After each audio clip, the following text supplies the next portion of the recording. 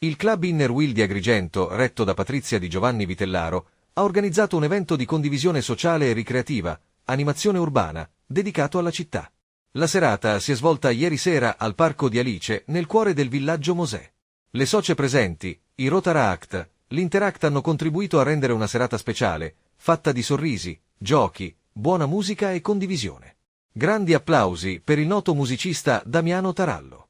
Il tema della serata, amicizia e rispetto per la famiglia, una serata magica che, nel rispetto della memoria di Alice Schembri a cui il parco è stato intitolato, ha pure segnato momenti di grande commozione quando sono stati consegnati i fiori alla madre. È un momento molto importante nel calendario delle nostre attività di club.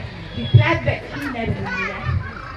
Il Club Inner Wheel è un'organizzazione internazionale di associazione volontaria femminile.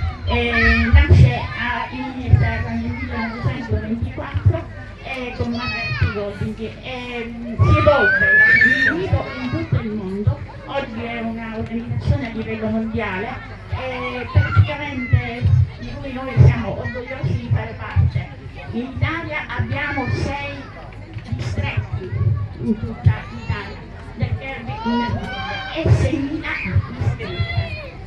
Al di là di questo, la cosa importante che dobbiamo evidenziare questa sera è i valori fondanti del club che ci hanno permesso di organizzare anche questa serata, perché si basano sulla vera amicizia, la promozione della vera amicizia, quindi il favorire gli ideali di servizio e la comprensione internazionale. La vera amicizia è proprio vera perché bisogna avere la consapevolezza di essere amici, amicizia quindi con le componenti della spontaneità, della lealtà, del rispetto reciproco e soprattutto della solidarietà.